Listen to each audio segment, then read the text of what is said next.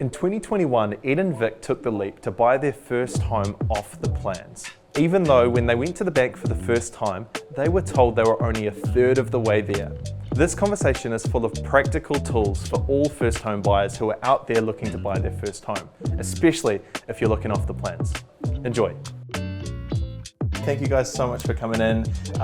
Really appreciate you sharing your time and hopefully your story with us today.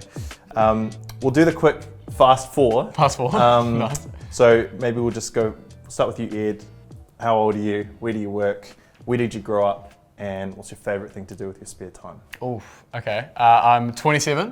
I'm a youth pastor.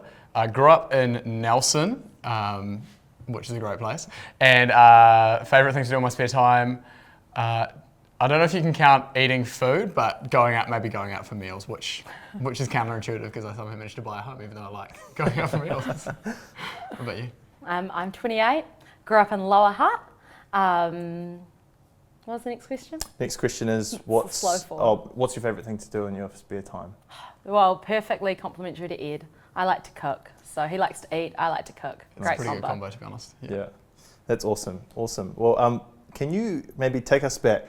Do you remember the first time, or maybe there was a season in your life where you were thinking about buying your first home? What was that like? Yeah, I mean, for me it was probably, Vic will share in a bit, but for me it was not really until maybe my later teen years, maybe my early young adult years. For me it probably seemed like a dream that was super unattainable. I probably thought about it as something that I would do later in my life. So probably my initial thoughts were, it would have been, probably about 19, 20. And I kind of thought, that's going to be a far-fetched thing that I'll do later in my life. But for you, it's probably a little bit different, hey? Yeah, so for me, when I was about 15, 16, I made a goal for myself that I wanted to buy a house by the time I was 25. And we moved into our house when I was 25. Yeah. Wow. Yeah. That's pretty amazing. Crazy. You just saw it coming. You just knew it was going to happen. Wow. Yeah, exactly. I think she was probably good for me because then it made me think, this is actually something that we could do. Yeah. Yeah. Rather than it feeling so way off. Do you remember those first conversations that you might have had with each other where, was it you were both equally motivated to get into your first home, or was it kind of like one of you was, more so like, hey, I think we could do this? What was that like? Probably started, Vic would have probably been more motivated initially. So I think when we got married, I think quite early on, I remember we started talking about this is something we'd love to do in the next few years. And I think Vic having, I guess, almost like a bit of a plan was huge because for me, I was just almost like, I don't know where to start. And so I think that would have definitely been pretty early on though in our marriage, we realised, this is something we can actually kind of work towards it. So we had a lot of motivation there, eh? Yeah, I think it probably all started off with we were renting quite an old house, a 2-bedroom, quite small and very old, cold house. And our landlord increased our rent.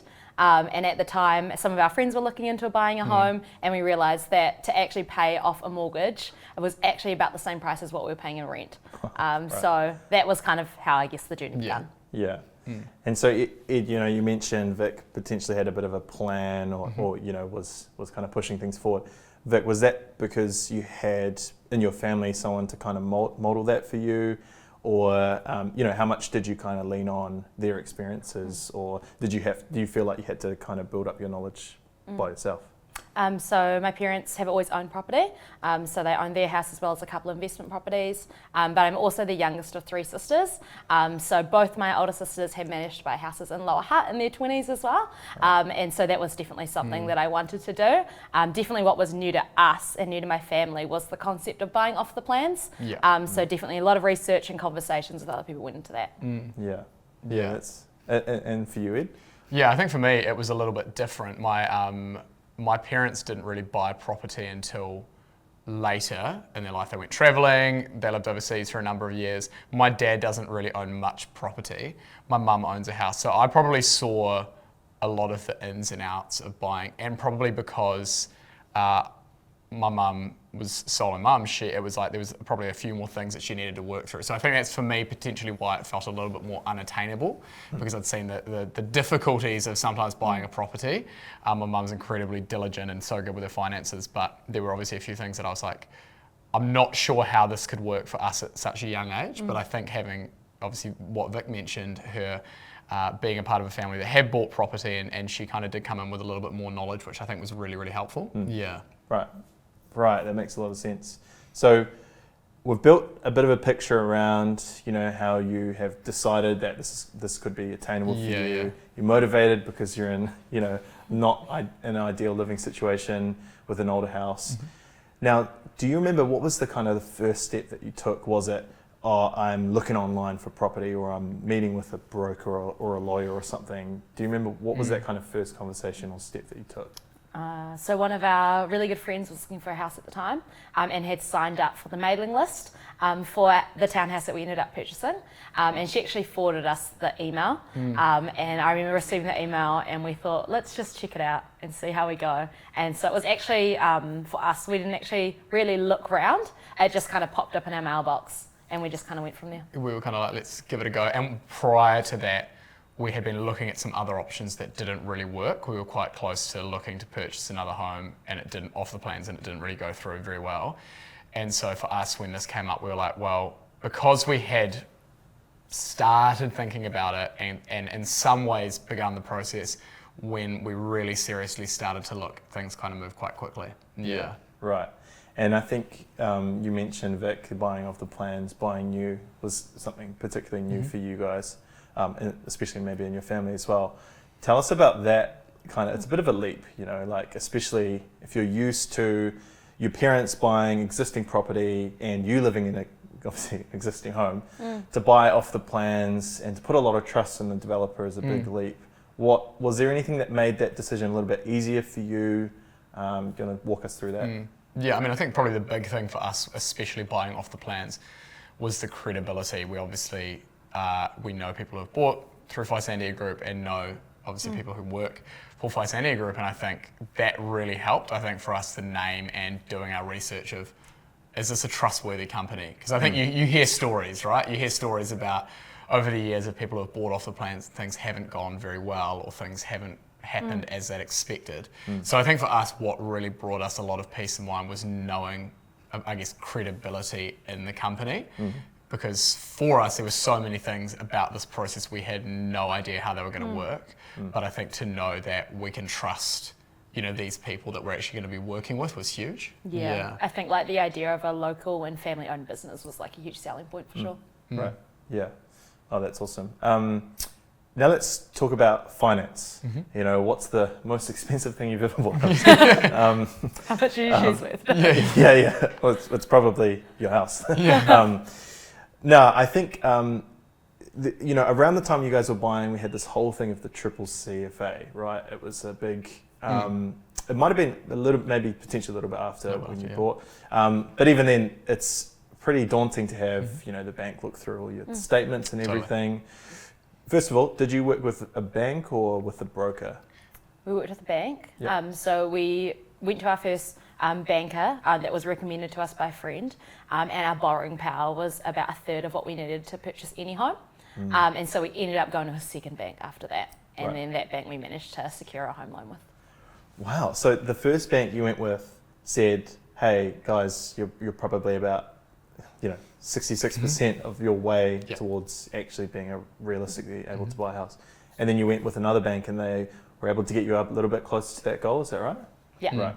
Yeah. And then walk me through, that process of I think a lot of people are pretty intimidated by having someone look over the last 3 months of your bank statements.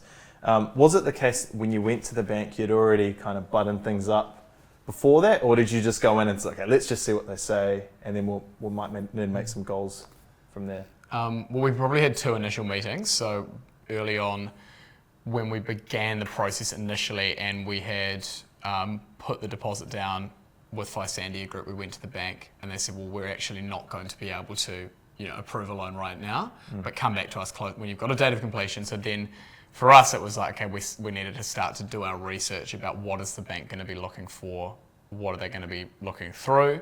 So I think that kind of gave us a bit of time in some ways to prepare ourselves.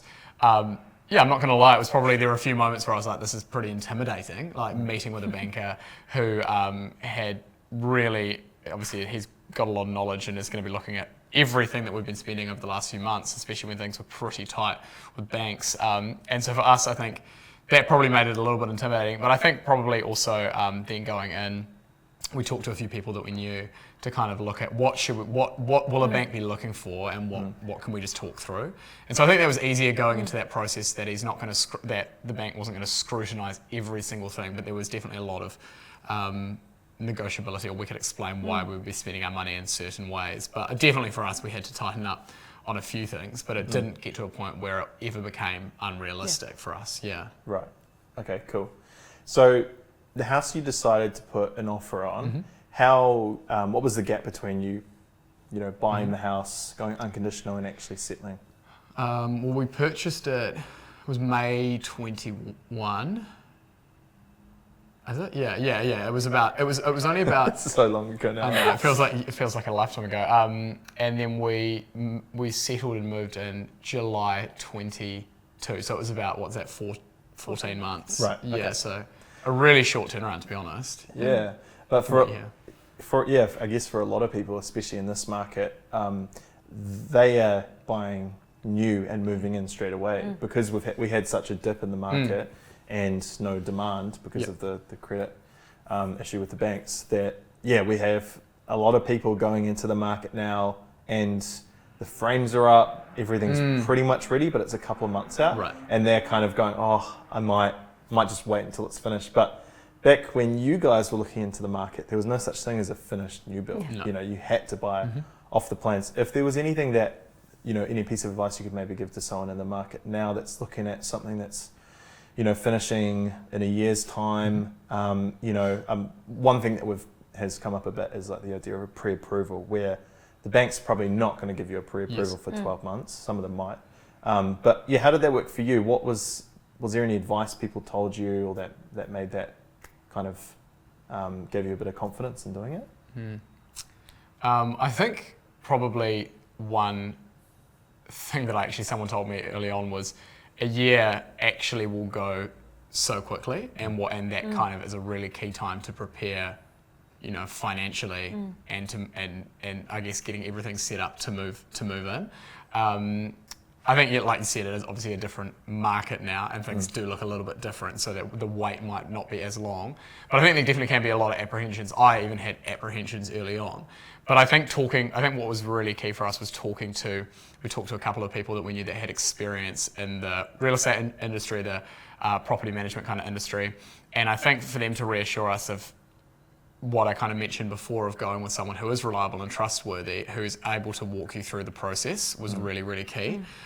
Because there were a lot of unknowns when we were waiting for our, you do start to think, okay, what if something's delayed, or what if things, but I think to know, and I think what was really helpful was when we had updates very regularly on where things were at, or if there was any delay, to be let know in advance so that we could kind of prepare accordingly. Yeah. I think that was huge, and I think what was really good is we were talking to people, we were able to get clear communication to actually know where things were progressing, so that when the right time came about, we could work with our bank. I don't know if you have anything you want to add. I think the one good thing about buying off the plans and then waiting, say, a year's time, is that you have the opportunity to pay off more of your mortgage before you take the borrowing out. So we obviously paid our 10% deposit, but then in that year wait, we actually moved in with my parents, so saved some money, and then we were able to put more money down on the deposit, so we had a smaller mortgage. Right. So I think for us that was a huge win. That was huge. We have a smaller mortgage now. Yeah. Has made it a lot easier. Yeah, and that's a huge benefit to be able to move in with your parents. And I think a lot of people as well that might be renting, they like the model because it enables them to give their landlord a really good period of notice, and you can pretty much most of the time come off at renting and start paying your first mortgage payment, alternating weeks. That's cool. Okay, 2 more questions and then we're all done. If you had, like a magic wand and you could take away the biggest frustration, up until settlement of that whole process, or even maybe it's just like if you had, an expert to come and coach you in something specific, what would it be? I think probably the biggest thing that, if you could change or if you could make different was probably I guess there were quite a few unknowns through the process. So if, for example, we had someone to come in to coach us through it, to know when is a good time to go to the bank, because there are a lot of times we go back and forward, we think, okay, cool, maybe now is the right time. And then it would be like, and then we'd speak to our banker, and they'd say, oh, actually, you're probably going to need to get a little bit more clarity from your developer. So I think for us, with purchasing off the plans, I think the one thing that, if we could have been coached through it a little bit more, or if we could, change the parts of the process, would be, I guess, just having a clear time of, okay, cool, this is the right time to go to the bank. This is when you should talk to your broker, or whatever the circumstance you're in. So I think having a little bit of clarity on when are the times, because obviously there is quite a period of waiting. So to have those times where you can get a little bit of clarity on when you should make certain moves. Yeah. Don't know if there's anything. Was it all just perfect for you? Well, No, that's good. Yeah, that is so helpful. Like, I think there's people as well that will be listening to this, and they'll be, in the same shoes that you guys were in, where the living situation's not great. They're thinking, I'm paying like $700 a week or whatever it is. Anyway, I should just take out a mortgage and buy my house. But they have like zero idea. Like, do I go to an open home first? Do I talk to a lawyer, mortgage broker? I mean, what we find is a real common like denominator with everyone who does succeed in purchasing is that they approach a mortgage broker pretty early, or the bank. I guess your experience is is a good example of what can be tricky with going to the bank first, because you guys made the great decision to shop somewhere else. But some people might go to that first bank and go, oh, I can't buy a house? What? That sucks, Whereas, most mortgage brokers might work with multiple to be able to help you out. But yeah, having someone to coach you through it is a really good thing to have as well. Last question. What's the number one piece of advice you would give to your 21-year-old self that thinks there's no way I'm going to be able to buy a house? It's a great question. I think for me, what you said just at the end about, especially if, for example, I went to the first bank and we gave up there, I think probably the advice I would give is widen your sphere of focus. So I think sometimes for a young person, and myself in that position, at the first hurdle, we nearly gave up. But I think going to people who knew what they were doing, people in our world who bought property, someone who worked with mortgage brokers, that was huge for us. And so I think don't just if you fall at the first hurdle, get back up again and actually keep looking and keep getting people in your world, if you can, who can maybe just give you a little bit of support, because I think it can feel very daunting, especially early days. I think once we kind of got things going, it was really, it felt like things were a bit easier, but early days it felt pretty daunting to actually start, I guess, knocking on those first doors. And so I'd say, going back, if I could give my younger self some advice, it would be widen your sphere of focus, and actually don't give up at the moment where you feel like you've got to know, but keep looking for other ways, connect with other people who know a little bit more, who can actually support you. Yeah. I think I'd say that it never feels like the perfect time to buy. Like, it never feels like the market is perfect or you're going to get the perfect outcome that you want. But I think I was always taught that property is a safe investment, and I think we're just glad that we got them when we did, because it's been a safe investment. 100%. And it's been comforting for us to know that we're paying off our mortgage on our property rather than paying off a mortgage on the property that we were renting. Yeah. Oh, amazing. Listen, thank you guys so much. That's it. We're done. Awesome. And I think people are going to get a lot out of this. Appreciate it. Thanks so much.